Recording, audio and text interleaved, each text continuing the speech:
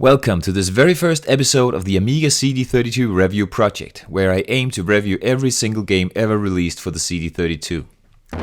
Since I'm going through the list of CD32 releases in alphabetical order, the very first title I've been taking a look at is Akira, and boy was that ever a tough start. Akira is based on the Japanese animated science fiction thriller of the same name. I have to admit that I've never watched that film though, so that won't color my judgment of the game. The first levels of the game sees you controlling a motorcycle on a broken down highway in Neo-Tokyo. Here you have to attempt to avoid obstacles, jump over holes in the road, and blast your way through roadblocks. The level design is really awful, and it quickly becomes a game of memorization. Remember to run down that cone, pick up that fuel tank, get that speed up marker, but not the other one, stay in the upper part of the screen, etc. And even after spending some time memorizing these things, the game is extremely unforgiving. Bad level design, if you ask me. Personally, I never got further than the end of the second part of level 1, the motorbike level, so I found some passwords online and skipped forward to see some of the other levels. The platforming levels had to be better, right? Wrong. The platforming in this game is downright awful. The jump is floaty, the controls are flaky. I swear that my characters sometimes change direction in mid-air without me touching the joypad. And the graphics are uninteresting, level design again very uninspired, so all in all, a very bad experience.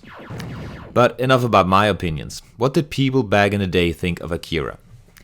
Amiga Format gave it a whopping 18%. And they say, Akira is a game which should have appeared on a budget label 3 years ago, and even then it would have been poor. Amiga Power went even lower and gave them 16%, and said quite how a spectacular film has been turned into such an utterly wretched game isn't entirely clear.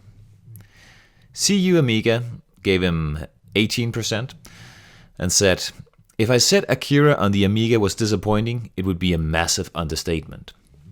And the lowest score I could find was the One Amiga magazine, who gave them 6%.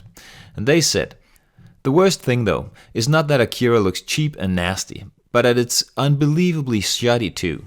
Surely anybody with a copy of Amos and half an eye for gameplay could come up with something better than this.